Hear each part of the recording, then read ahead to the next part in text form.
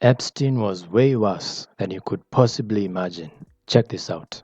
You always know it's serious when your boy has to whip out the fancy mic, okay? And I'm gonna apologize in advance because you may never look at jerky the same way. I sure as hell don't. So, remember how I told you that the devil and his friends use lots of food words constantly in emails in context that made no sense? Pizza party and cream cheese being top ones? Well, there was one food word that these people seemed to obsess over more than any other one, and that was jerky. Now, this could just be because maybe he was a jerky enthusiast and just couldn't get enough of it. I don't know, rich people are weird sometimes. Well, let's read some of these examples together. How about we do that? All right, so this is from Francis Derby to who knows. Good day to you both. Just checking in to see if the jerky situation has been sorted out. Last we spoke, you planned to have rich beef FedExed to Paris. Just so we're all on the same page, the jerky is shelf stable and can travel without refrigeration. And then we have Karina Shuliak asking Francis, JE is asking to bring him more beef jerky on Friday. Are you also flying on Friday? If not, I would like to collect it from you and take with me on the plane. Now, we don't know who this is from, but it's to the devil. Jerky will be with me when I get to ISJ. I can come tomorrow and take care of white tuna if you'd like.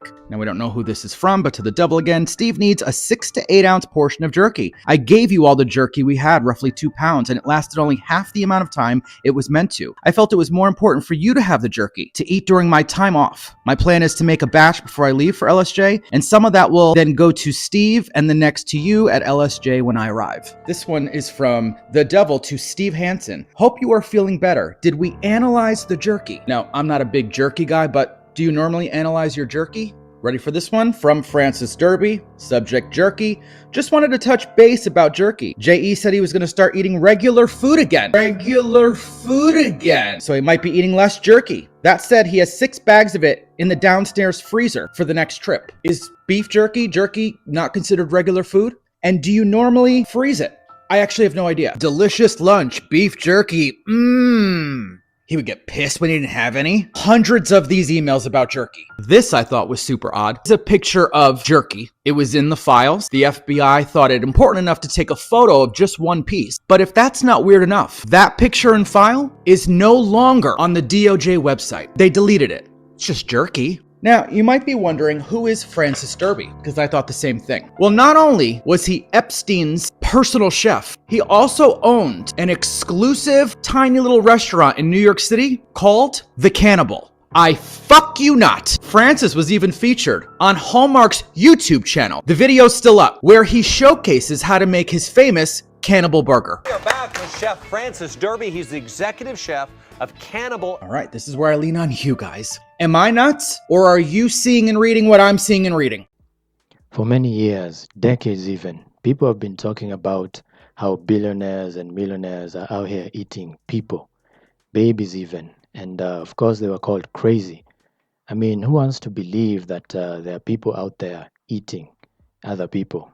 I mean, I wouldn't. But reality doesn't care about how you feel.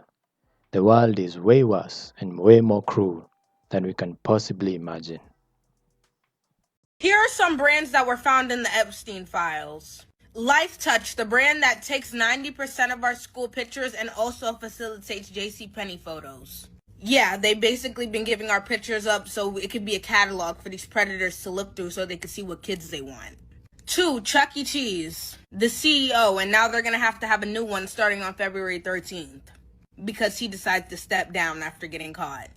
Wayfair was mentioned just short of 400 times in the files. So yes, y'all were completely right, and it was not a conspiracy theory when everyone was saying that Walmart and Wayfair are listing shoes and furniture at $100,000 price tags with the names of real children that were missing. It was not a conspiracy. They were really doing that. Victoria's Secret, Bath & Body Works, White Barn, and Pink. They're all owned by Les Wexner, and he is in the Epstein files. I feel like the worst part about this is how it's all connected. Epstein had his hands in so many different industries that it's terrifying. And he was most likely not the mastermind. He was most likely just the middle guy, connecting this guy to the other guy. And the idea of that should terrify you. But hopefully, as people review the files, we get to know more and more of these people involved in this whole mess. Like most people, I was very disturbed by this image, but I think it's important that we dissect it because I believe there may have been some clues left behind. So, to get started, we have this stack of money. It says JP Morgan and Chase. We have this creepy man, and he's standing in his boxers with no shirt on. He has his finger over his mouth, and he's going, shh. We also see that there's a mirror facing the bed, and the girl that's lying in the bed is dressed as Snow White. If you go to look up the term Snow White in the Epstein library, you will get some results. One of those results is an email exchange between Jess Stolley and Jeffrey Epstein. Jess says to Jeffrey Epstein on July 9th, 2010, "That was fun. Say hi to Snow White." Jeffrey Epstein responded by saying, "What character do you want next?" Now, fun little fact about Jess is that he worked at JP Morgan and Chase between 1990 and 2013. And if you search up his name on Google Images, you'll find an image of him with his finger over his mouth. Maybe I'm crazy for thinking this, but the guy in this painting looks so much like Jess. And Jess did work at JP Morgan and Chase for 34 years. He also emailed Jeffrey Epstein about Snow White. I don't know, guys. What do you think? I think this might be the most genius piece of artwork with the most horrific backstory. It is so powerful. Holy shit. I want to know who was the guy who drew the painting, and how did he know, something like this was going on, assuming he did, because otherwise, why would he draw something like this? And so far, I think we've seen how these people don't use, regular words. It's always in code, so that just in case if people come into, contact with these kinds of, information, no one can directly, point out that they were doing this or that. But it's sick, how these people just do these things without any kind of conscience.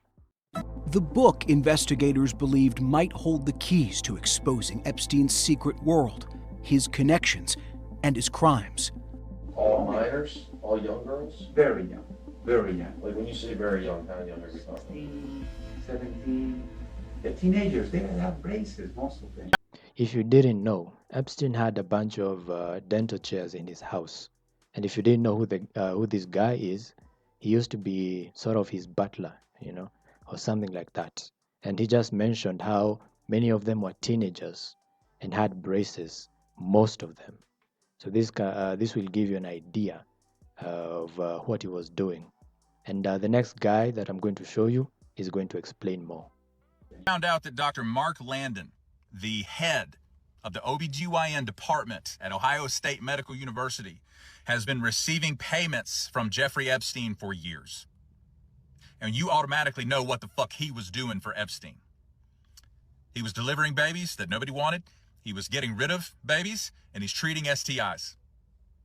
That's what he's doing. He is the gynecologist that was referenced in the other emails in the Epstein files. What gynecologist do you take your victims to? It's that motherfucker. It's that motherfucker. Take his fucking license and throw his ass in the deepest, darkest dungeon under the Red Keep. Okay? And just, you guys, I can't get my head around, as a healthcare worker, hearing that there are other healthcare workers in the world that would participate with such abject evil. Okay? And I just want to remind y'all, Epstein had Mark Landon. Donald Trump has Sean Barbarella. And before that, Ronnie Jackson. And before that, Harold Bornstein. Okay? It's the same goddamn group of people. So a lot of people accuse me of, talking shit about Trump for no reason. I'm like, these people are surrounded by healthcare workers, licensed, board certified, fellowship trained, that are fucking liars. Okay? Yeah, besides dentists, he also had people like this, in his circle. And they were probably doing the same things he was doing. And even if they didn't, they knew about it and they're just as guilty as all of them. But the question is anything going to happen to these people? Is anything going to happen? Not really. Not really, because they're in charge of pretty much everything at the top. They have hundreds of connections, because it's a lot of them, I mean, look at the files coming out. They said they'd only redact the names of the victims, but they did the exact opposite. The names that were redacted were the ones of the perpetrators, the ones who are doing the same thing Epstein was doing or somehow involved. So the only thing that will happen is if we, decide to do something about it, or the people there in America, even in the rest of the world, because this thing didn't just happen, in America. It's probably happening all over the world. But yeah, I really hope that this generation does not go by with us doing nothing. Yeah, didn't know nothing. Nothing. The FBI just went through the files of Palm Beach Police Department, and they didn't subpoena me. The man on the right, an FBI agent undercover as Brad Edwards' associate. On the left, Rodriguez in possession of a copy of the Black Book. In the hour-long recorded conversation, Rodriguez tells the undercover FBI agent who to contact, circling the names of people he thought would have more useful information. Oh, sir. Good. I highlight in this book that I have access, crucial information. I put it into my handwriting. And also I compile a list of the people, a list of the girls in Palm Beach that were going when I was household manager. Okay? But what I took my time to organize this with stickers and I see dates. All right. You will see a lot of important people here. And by the way, Alfredo wasn't a saint either. The reason the FBI went undercover to get this information was because he refused to give the authorities the Black Book that they also said did not exist. The amount of famous names that were in that. Mick Jagger, Courtney Love, Prince Andrew, Fergie, just people from all over the world. President Clinton, President Trump. He wasn't president at the time, but Donald Trump was in there. And just so many famous people were in there. And though many names are listed, inclusion in the book is not evidence of any wrongdoing. In the video, Rodriguez calls out names of people he thought had information, including now President Donald Trump, who's denied any knowledge of Epstein's crimes. Of course, Donald Trump. Also mentioned so-called massage providers from everywhere in the world.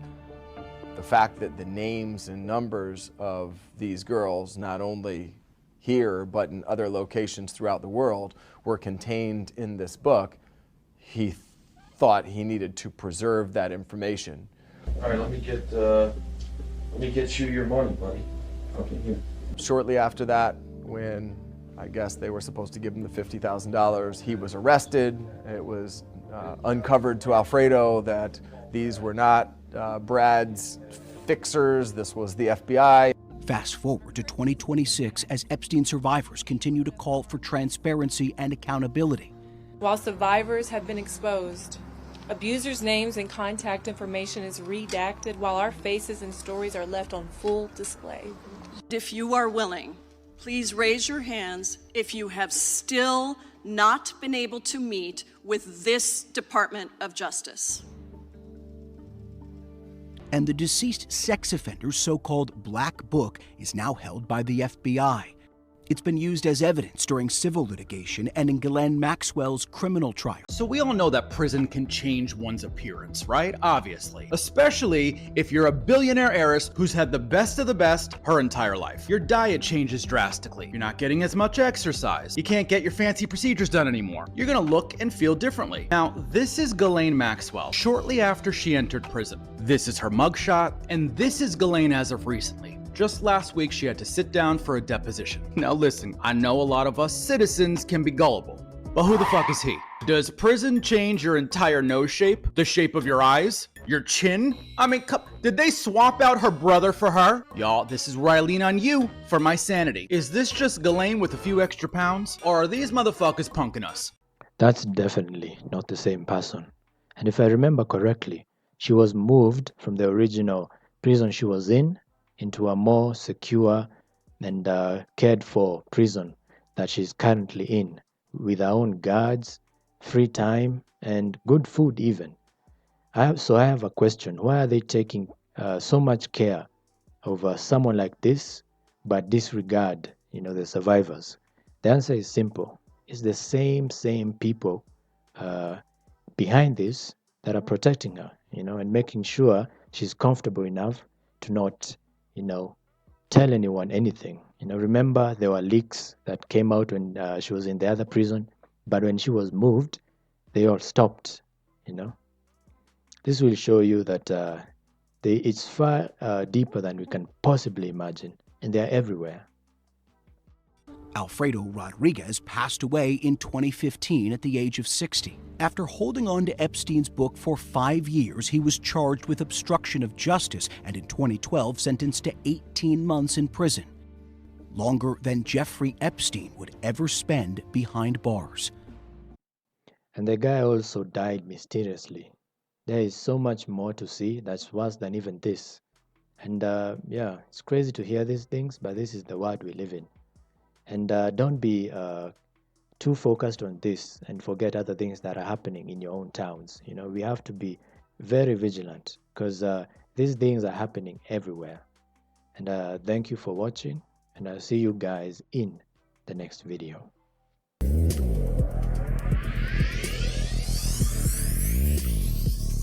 Kick.